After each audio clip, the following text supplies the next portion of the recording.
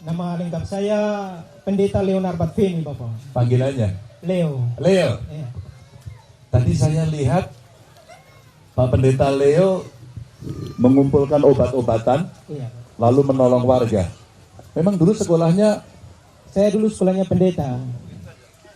waktu sekolah pendeta ada pendidikan Tidak ada. kesehatan? Tidak ada. Oh, tidak ada. Jadi kenapa sejarahnya Pak Leo bisa membantu masyarakat mencari obat? Bagaimana sejarahnya? Iya. Sebelumnya Bapak, kalau kita berbicara tentang Papua ini, kita orang di pendeta-pendeta di lapangan di kampung menuntut kita orang, bukan hanya seperti tadi di video. Kita bukan hanya berbicara untuk berkhotbah, tetapi bagaimana masa saya mulai saudara-saudara. Dorang, apalagi kita orang dengan tadi Bapak lihat di video itu akses jalan sangat sulit. Jadi mau dan tidak mau saya juga tidak punya pemahaman yang baik tentang kesehatan, tetapi bagaimana saya bisa membangun relasi dengan pihak kesehatan yang ada. Itu yang sangat jauh menolong mereka. Hebat. Membangun relasi. Ya. Bagaimana cara membangun relasi sehingga Pak Pendeta Leo akhirnya bisa mendapatkan obatan dan tahu cara mengobati masyarakat? Awal mulanya ceritanya di Korkari ini, Bapak izin saya cerita bahwa Korkari ini mungkin orang Merauke banyak belum kenal. Mungkin di satu sisi saya bertemu Bapak, saya memperkenalkan supaya orang Merauke tahu bahwa memang Korkari orang belum banyak kenal, karena Korkari ini merupakan kampung kondo RT 3 dari kampung kondo itu sendiri. Dan Korkari ini merupakan batas negara, berbatasan langsung dengan Papua Nugini, Bapak. Perbatasan. Iya. Jadi awal mulanya ketika saya melakukan tindakan medis ini, karena saya punya masyarakat atau jemaat yang sakit. Itu dengan kita tahu bahwa akses yang susah, mereka tidak punya pemahaman yang baik tentang dunia obat-obatan, karena mereka ketika jatuh sakit mereka cuma dengan pemahaman berobat alam saja yang ada. Dan sampai kemarin makanya di video saya sedih karena akhirnya meninggal. Hati saya tergugah di satu sisi, dan itu saya berdoa dan saya bergumul Tuhan, apakah Tuhan utus saya datang untuk sekedar memberitakan firman tetapi harus melihat mereka ini, Bapak. Dan izin Bapak, saya di sana bukan hanya untuk kesehatan saya, tapi saya sudah bangun PAUD, sekolah untuk masyarakat di Korkari, Bapak. Jadi di sana dorang panggil saya sebagai pendeta, dokter, bahkan sebagai bidan juga, karena saya juga pernah bantu melahirkan. Bentar. Ini yang terakhir penting ini. Bagaimana Pak Pendeta membantu melahirkan? Jadi Bapak saya cerita sedikit. Pada saat itu Korkari ini mengenal dua musim. Kami musim banjir dengan musim panas. Ketika beberapa tahun kemarin itu musim banjir, ada kakak perempuan nama kakak Yakoba. Dia dari kampung kondo, dia sudah hamil besar. Mungkin karena vonis bidan, dia sudah lewat tanggal untuk melahirkan. Jadi dengan perahu dari kondo, kebetulan saya ada bevak di Kalembar. Karena musim banjir, saya dengan masyarakat kita berburu, Bapak. Untuk kita punya kelangsungan hidup. Dengan suaminya, Arnold, mereka datang. Itu saya sudah jam 8 malam di bevak. Jam 8, datang bilang, kakak pendeta, datang dulu. Tolong lihat kakak Yakoba, dia mau melahirkan. Ya sudah, mereka panggil saya juga dengan tidak punya keahlian untuk kasih melahirkan. Ya sudah, saya pergi di bevak, Bapak. Pergi bevak berdoa air. Jadi dengan ada Mama Biang, biasa orang di sana bilang Mama yang bantu-bantu melahirkan. Jadi saya berdoa air, saya kasih tapi saya berdoa, saya bilang Tuhan, saya tidak mengerti kesehatan, tetapi saya minta Tuhan untuk kakak Yakoba ini dia lahir dengan kondisi yang baik. Dengan puji Tuhan, saya dengan Mama Yohana itu saya bantu. Jadi saya cuma hitung tarik. Jadi saya bilang tahan. Apanya yang ditarik? Maksudnya ini dorong, Bapak. Oh, dorong Iya. gitu ya. Iya. Dapat ilmu dari mana Pak Pendeta? Punya ilmu dorong. Bapak, saya mungkin dapat dari belajar otodidak, biasa nonton di YouTube. Ini pendeta kreatifnya nonton di YouTube bagaimana menolong ibu melahirkan.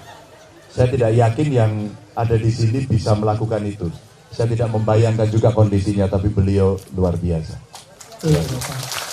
Jadi Bapak, dari kemarin ada harapan besar dari masyarakat suku Kanu, Barkari. Mereka minta anak pendeta tolong sampaikan ke Bapak Ganja untuk kalau bisa buatkan kami rumah kesehatan supaya kita orang sakit jangan kita orang lari ke Kondo atau ke Rawa Biru lagi. Tetapi ketika kita orang punya rumah pustu, rumah kesehatan suara, kita bisa langsung berobat di tempat Bapak. Tepuk tangan dong. Ada Bawaslu nggak ya di sini? Biasanya ada pengawas pemilu. Ada nggak? Ada Bawaslu. Boleh datang ke sini kakak? Ya. Ini cara satset saya, tapi harus konsultasi biar tidak salah. Betul. Betul ya, Betul. tadi ya. Setuju. Ya. Jadi kalau ketemu pemerintah, tolong buatkan apa namanya? Pustu Bapak. Pustu.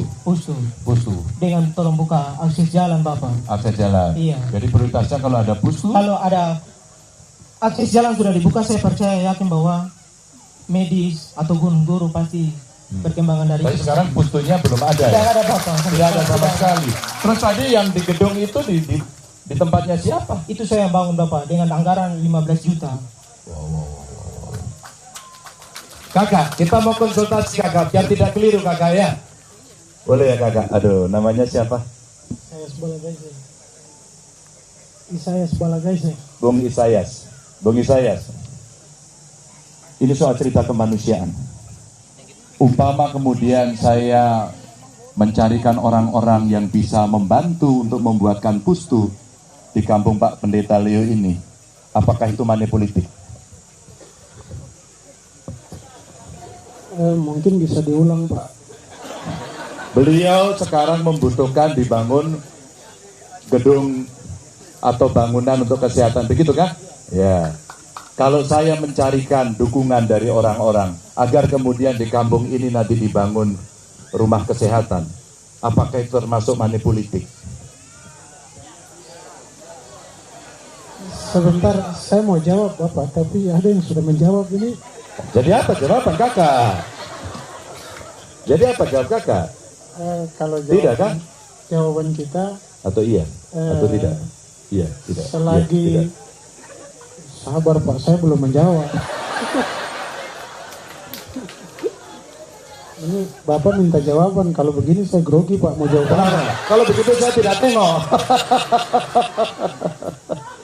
Iya.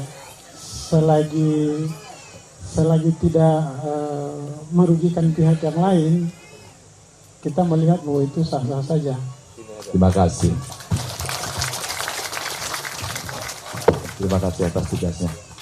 Sehat selalu. Boleh lah. Mas Ferdi, Siapa? sekaligus pendidikan politik untuk masyarakat. Kami punya banyak teman sekali yang punya perhatian seperti ini. Pendeta Leo sudah menjalani. Beliau butuh cepat. Warga butuh cepat. Mereka tidak bisa menunggu siapa calon presiden yang akan terpilih tahun depan. Yang dibutuhkan adalah rumah kesehatan. Kami tidak akan berjanji dan tidak akan menjanjikan. Saya khawatir maka saya konsultasi dengan Bawaslu agar tidak menjadi kekeliruan. Tapi percayalah, kami akan mengkomunikasikan agar nantinya ada tangan-tangan baik, ada nilai kemanusiaan, nilai gotong royong, dan mudah-mudahan akan segera ada yang menghubungi Pak Pendeta. Ya. Saya izin kisah Bapak, Korkari ini kita tahu bahwa batas negara. Kita di kampung sana tidak ada signal, tidak ada lampu, kita bayar bersih juga tidak ada Bapak. Saya angkat air bersih itu 2-3 kilo sampai 4 kilo. Itu mungkin saya bicara masyarakat, maksudnya saya cuma menyampaikan apresiasi masyarakat punya kisah untuk mungkin Bapak. Terima kasih. Terima kasih. Semua tercatat, semua terdengarkan. Ada prioritas yang bisa kita kerjakan. Mudah-mudahan kita akan bisa mengerjakan. Insya Allah mudah-mudahan kita akan bisa bantu. Karena ini kebutuhan dia. Tidak usah menunggu pilihan, tidak usah menunggu siapapun. Tapi semangat gotong royong mesti kita wujudkan. Karena kesehatan tidak bisa ditunda. Maka juga berbeda. Anda luar biasa. Terima kasih Bapak. Ya.